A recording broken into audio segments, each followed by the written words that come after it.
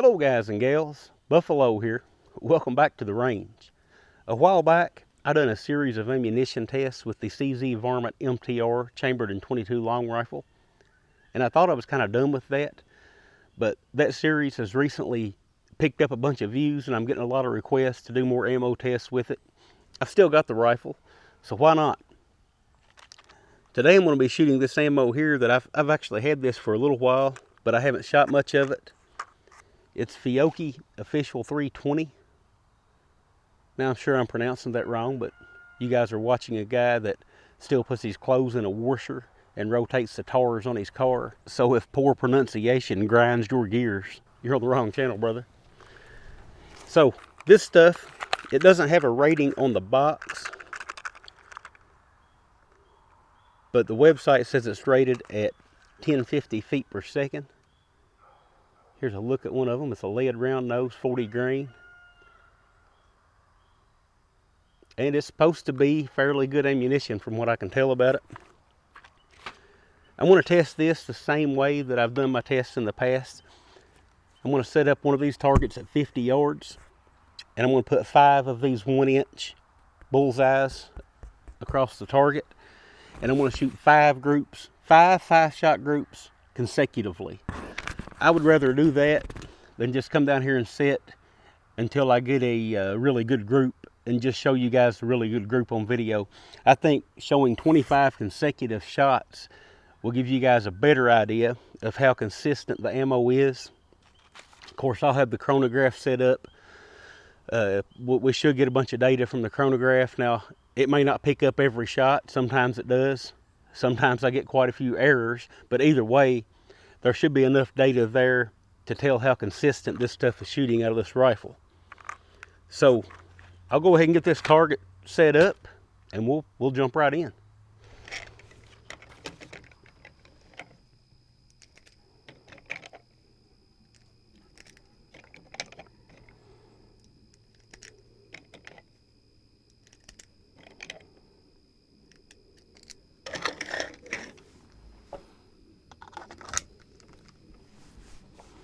Let's get started.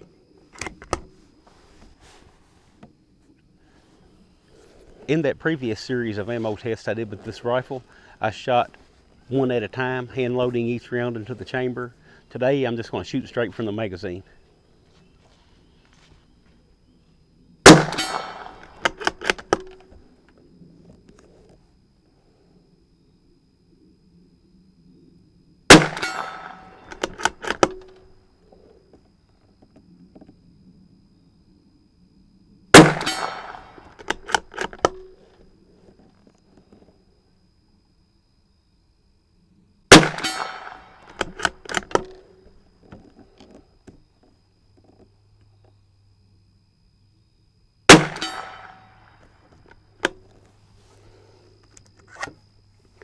I'll speed these other 4 groups up for you so this doesn't get too awfully boring.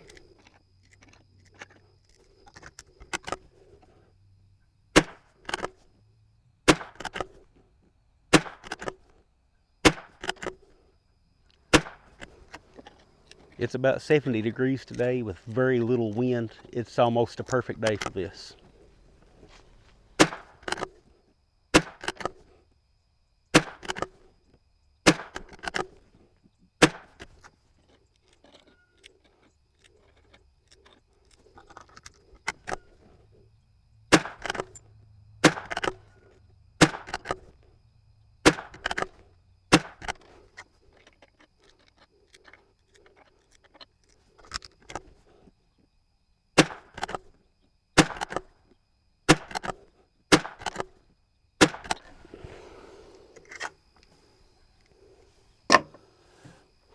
All right, so that's that. Let's go have a look.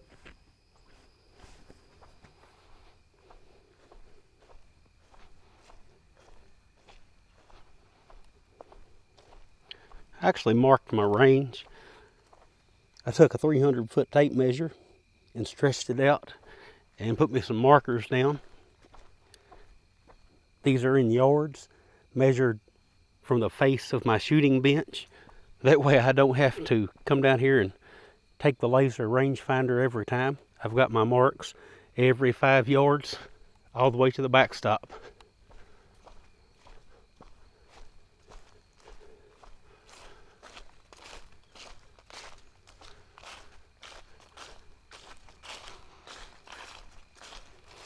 Here you can see we're sitting right on top of the 50-yard mark. I knew those first two were good. I could see them through the scope. That's a really nice group for that rifle and for my shooting. So is that one. These last three opened up just a touch, but they're still not bad. Those are pretty good groups. I want to take these up and measure them with the calipers and figure the velocities and average group size for all 5 groups, and I'll get right back with you guys. So I took the target up, done some measuring, crunched some numbers, and here's what I got. I'm not going to go over every single one of these targets here, so if you want to pause your screen and look them over, you're more than welcome to do so. I'm just going to summarize. My best group was the first group I shot at 0.235 inches. Very good group for my shooting level, and out of that rifle, it's one of the better groups that I've gotten out of that rifle, on camera at least. And the worst group was the fourth group I shot at 0.575 inches. And it wouldn't have been too bad if it hadn't been for that one flyer here. Couple observations that I made when I was putting these numbers down. The best group also had the lowest standard deviation, had an SD of 9, average velocity of 1,141 feet per second. That's kind of to be expected. You need a low standard deviation to shoot good groups. And so it's not a coincidence that the lowest standard deviation was also the best group out of all 5 of these. I also noticed that these velocities that I'm getting out of that 20.5 inch barrel on that MTR rifle are just slightly supersonic. That's typically not a good thing, because that means that the bullet is leaving my muzzle supersonic. By the time it gets 50 yards down range, it has done dropped below supersonic, so it's what they call transonic. It goes transonic. And typically that's something you want to avoid, but this ammo did shoot well in spite of that. The average size of all 5 groups, if you were to average them together, came to 416 thousandths of an inch. And the 25 shot, we actually did record all 25 velocities, which is unusual for my little chronograph. I usually get some errors, but the average of all 25 shots was 1,138 feet per second with a standard deviation of 13. So not the best ammo that I've shot so far, but also far from the worst. It shot pretty well. Hope you guys found today's ammo test useful, something you can use. Maybe decide if you want to try that ammo or not. But I guess that's about all I've got for this video. I always remember, if somebody asks you to give up a little of your freedom for the greater good, that freedom is the greater good. And I'll talk with y'all again soon.